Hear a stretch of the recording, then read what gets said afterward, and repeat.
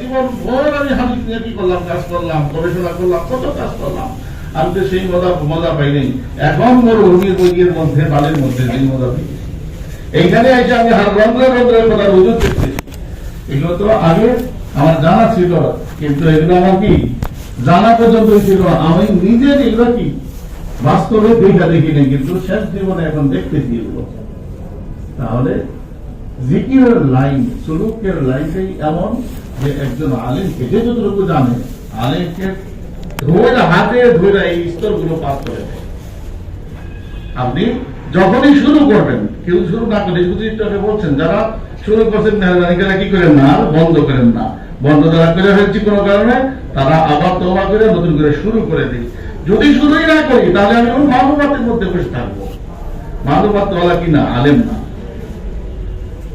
শুরু করে দিতে হবে, তারপরে সময়ের সাথে সাথে আপনাকে একদম ইমাম আবু হানিফা রাহমাতুল্লাহ আলাইহি যেভাবে চোখে গুনাহগুলো দেখছেন, আপনিও দেখবেন।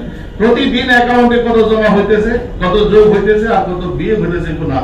এগুলো যখন আপনি আমি টের পাবো, তখন এটাকেই বলা হয় আপনি সবসময় মৃত্যুর জন্য কি তৈরি।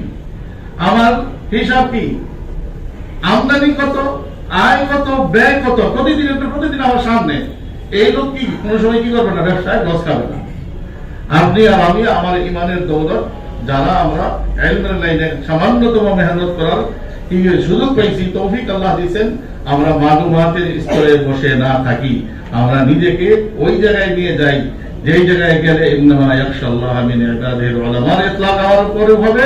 আর যেই ইলমের ব্যাপারে বলা হয়েছে ওয়াইউতাল হিকমাতা ফাকাদ উতিয়া খায়রান কাসীরা, সমূহ কল্যাণ দিয়ে দেওয়া হলো যাকে ইলম দেওয়া হলো, যাকে মালুমাত দেওয়া হলো না, কিন্তু যাকে ইলম দেওয়া হলো। এজন্য চলেন আমরা আজ থেকে শুরু করি।